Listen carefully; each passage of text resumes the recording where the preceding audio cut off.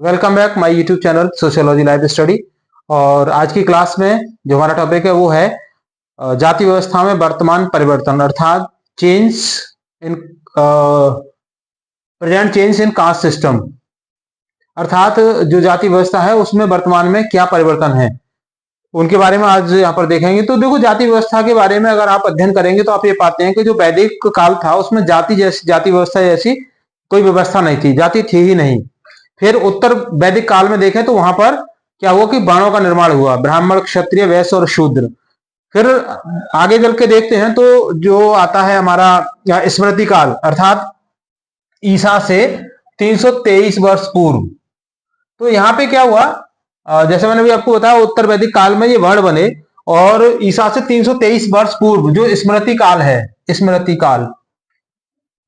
काल इसमें क्या हुआ कि मौर्य शासक जो है सत्ता में आए, मौर्य वंश की स्थापना हुई, मौर्य शासक आए तो उन्होंने इसका जो वर्ण व्यवस्था थी इसका विरोध किया कि जो ब्राह्मण का जो कंसेप्ट है सर्वोच्चता का, उसका उन्होंने विरोध किया। तो हम बात कर रहे हैं आज की जो क्लास है उसमें कि जो प्रेजेंट टाइम पर क्या चेंजेस आए हैं जाति व्यवस्था में। आज अगर हम देखें तो जाति व्यवस्था में क्या परिवर्तन है, तो देखो सबसे पहला जो परिवर्तन है वो आया है जाति की संरचना में परिवर्तन, अर्थात जो स्ट्रक्चर है जो जाति का उसमें चेंज आया है। क्या क्या कि प्रभुत्व में ह्रास, अर्थात जो पहले बात आती थी ना कि जो जाति व्यवस्था में एक जाति का प्रभुत्व बना हुआ है, एक ही जाति डोमिनेंट है। अगर आप देखेंगे ब्राह्मण, क्षत्रिय, वैश्य और शूद्र जो वर्ण व्यवस्था है उसमें ब्राह्मण सर्वोच्च है। तो आज की डेट में अगर आप देखेंगे तो वहां पर क्या है, योग्यता को महत्व दिया जा रहा है, जाति को नहीं दिया जा रहा। दूसरा है संस्तरण में परिवर्तन। एक जो संस्तरण था ना, एक स्ट्रेटिफिकेशन था कि ये ऊपर है ये नीचे है, तो इसमें भी मतलब जाति के आधार पर कमी देखी गई है। तीसरा है अस्पृश्यता वर्ग का उन्नयन, अर्थात जिनको पहले अनटचेबल कहा जाता था, ऐसी जातियां जो अनटचेबल थी, अस्पृश्य जातियां थी जिनको कोई व्यक्ति छू नहीं सकते थे, उच्च जाति के लोग। तो आज ऐसा नहीं है, आज जो अस्पृश्यता है वो लगभग समाप्ति की ओर है। दूसरा इसका जो चेंज है वो आता है जातिगत निषेधों में चेंज, जातिगत निषेधों में परिवर्तन। मतलब कुछ जातियों के एक निषेध होते थे कि आप इस जाति को ये काम नहीं करना है, जिसमें आता है कि वैवाहिक मान्यताओं परिवर्तन। शादी के बारे में जो निश्चित था कि नहीं भाई आपको ऐसे ही करना है, अर्थात जैसे एक जाति को अपनी ही जाति में विवाह करना है, तो धीरे धीरे क्या है ये चीजें टूट रही हैं, एक जाति से बाहर निकल के भी लोग विवाह कर रहे हैं। दूसरा है व्यवसायिक आधार में परिवर्तन। पहले फिक्स था कि इस जाति को यही काम करना है, जैसे मैंने पिछली क्लास में आपको बताया कि एक नाई है तो वो नाई का ही काम करेगा, धोबी है तो धोबी का ही काम करेगा, लोहार है लोहार का ही काम करेगा, है ना।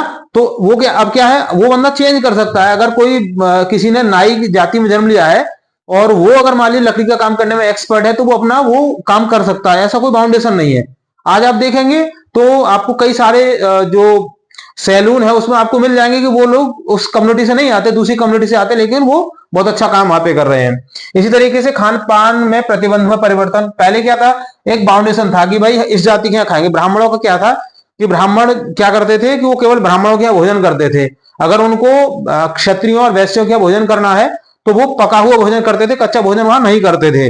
और शूद्रों के यहाँ तो बिल्कुल करते ही नहीं थे, लेकिन आज चेंज है, वो शूद्रों के यहाँ भी भोजन कर रहे हैं, कोई दिक्कत नहीं है, ठीक है ना। चौथा आता है इसमें सामाजिक संपर्क के क्षेत्र में विस्तार, ठीक है। फिर आता है अगला जातिगत मनोवृत्तियों में परिवर्तन। मनोवृत्तियों में अर्थात जो साइकोलॉजिकल है उसमें क्या चेंज आया है कि जन्म के महत्व में ह्रास हुआ है। जन्म के महत्व में ह्रास का मतलब ऐसा नहीं है कि अब की व्यक्ति ने जिस जाति में जन्म लिया है वो व्यक्ति उसी जाति का ही रहेगा, वो चाहे तो वो चेंज भी कर सकता है अपनी जाति के लिए। तमाम लोग कर भी रहे हैं, जातियों ने नाम बदल दिए अपने। जैसे आप देखेंगे ना, एक एग्जांपल का आप ले सकते हैं, तो उससे क्या है एक सोशल एक स्टेटस में भी थोड़ा सा चेंज आया। जैसे नाई, धोबी, बढ़ई, लोहार, इनको कामगार जातियां कहा जाता था। आज की डेट में क्या है कि इन्होंने अपनी जातियों के नाम चेंज किए हैं। जैसे बढ़ई को आप देखेंगे वो अपने लिए सैफी लिखते हैं, तो वो सैफी, अब कोई बंदा सामने वाला उनको बोलेगा तो क्या बोलेगा, सैफी साहब, आइए सैफी साहब। तो क्या है जो वो एक जो लेवल है ना वो उसमें चेंज आ गया, ठीक है ना। तो वो जन्म का जो एक महत्व था ना कि आप जिसमें रह रहे हैं आप वहीं में रहेंगे और वही आपके अंदर जो है ना हीन भावना भरी रहेगी, नहीं, आप चेंज कर सकते हैं और चेंज हो रहे हैं आज की डेट में। दूसरा आता है इसमें जाति संगठनों के प्रभाव में कमी, अर्थात जैसे पहले एक जाति के लोग अपना संगठन बना लेते थे और उनका एक प्रेशर रहता था, मतलब डोमिनेंट रहते थे एक जाति के आधार पर बना करके। तो उसमें क्या है अब कुछ कमी आई है, मतलब खत्म नहीं हुए हैं लेकिन कुछ कमी अवश्य आई है, क्योंकि ये जो अब संगठन है वो जाति के आधार पर नहीं बल्कि एक आर्थिक आधार पर बनने लगे हैं और उनको महत्व भी ज्यादा दिया जा रहा है। तीसरी बात इसमें आती है जाति व्यवस्था की प्रमाणिकता में अविश्वास, अर्थात जैसे अक्सर देखा जाता है, अगर आप पढ़ेंगे साहित्य को तो आप पाएंगे उसमें लिखा रहता है कि जाति जो है वो किसी इंसान ने नहीं बनाई, वो केवल वो भगवान ने बनाई है। आज इन बातों पर आदमी इतनी जल्दी से विश्वास नहीं करता, क्योंकि वो सब आजकल उसके पास में नॉलेज है, वो आर्गुमेंट के साथ बात करता है, तथ्यों के साथ बात करता है। तो वो इस चीज पर भरोसा नहीं करता कि भाई ये कोई व्यवस्था ऊपर वाले की बनाई हुई है। वो ये जानता है कि इस व्यवस्था को यही के लोगों ने अपने फायदे के लिए बनाया था। तो जाति व्यवस्था की प्रामाणिकता है उसमें अविश्वास की धारणा लोगों में आ गई है, लोग उस बात को अब नहीं मानते हैं। तो मुझे लगता है कि ये पर्याप्त है आज की इस क्लास के लिए कि क्या क्या इसमें चेंज हो रहे हैं। ठीक है, अगली क्लास में हम बात करेंगे कि जो चेंज हुए हैं उस चेंज के पीछे कारण क्या है। तो आज की क्लास के लिए बस इतना ही। अगर आप चैनल पर नए हैं तो उसको सब्सक्राइब जरूर कर लीजिए, और वीडियो पसंद आए तो उसको लाइक शेयर कीजिएगा। मिलते हैं अगली क्लास में। थैंक यू एंड जय हिंद।